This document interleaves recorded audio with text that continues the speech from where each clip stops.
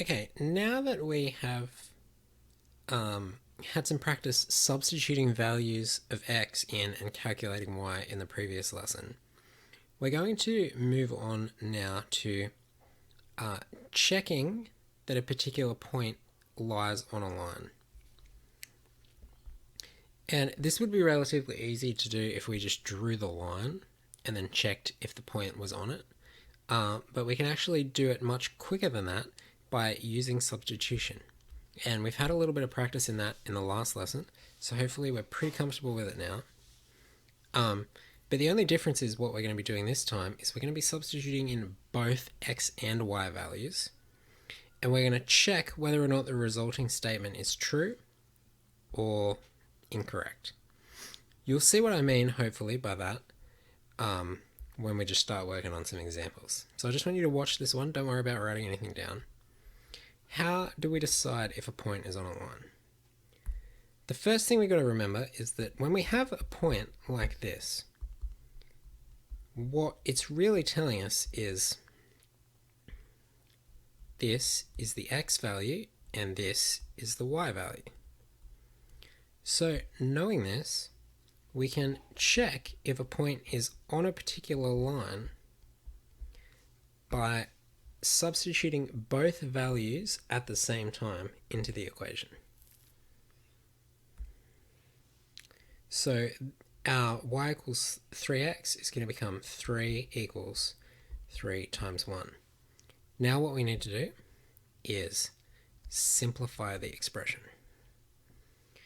3 equals 3 times 1. The first 3 is not going to change, and 3 times 3 equals 3. 3 times 1, equals 3. Now we have this statement, 3 equals 3. And that's true, so we're going to give it a big tick. That means that our point 1, 3 is on the line y equals 3x. Let's have a look at the other point now, minus 2, minus 4. We're going to follow the same process of substituting in the numbers in place of the letters. We're going to have minus 4 equals 3 times minus 2. Now, when we simplify, minus 4 is still minus 4. 3 times minus 2 is actually minus 6. Now, this is incorrect. Minus 4 and minus 6 are not equal. So what that means is that this point is not on the line.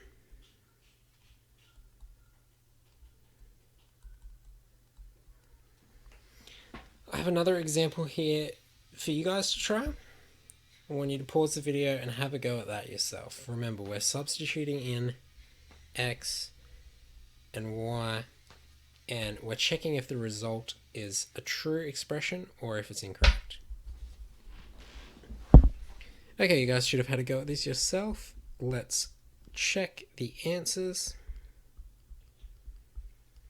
We write down our point, write down our equation, substitute in our numbers. 3 equals minus 1 plus 3. 3 equals minus 1 plus 3 is actually 2. This is an incorrect statement, so minus 1, 3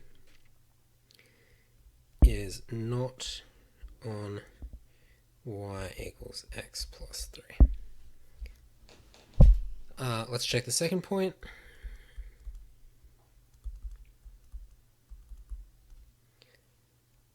Y is 5 and x is 2. 2 plus 3 is 5. 5 is in fact equal to 5. So we know that this is on the line.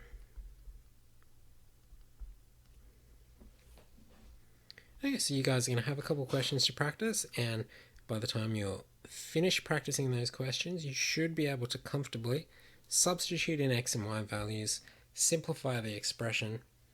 If the resulting statement is true, the point is on the line. If it's not true, the point is not on the line. Thanks, guys.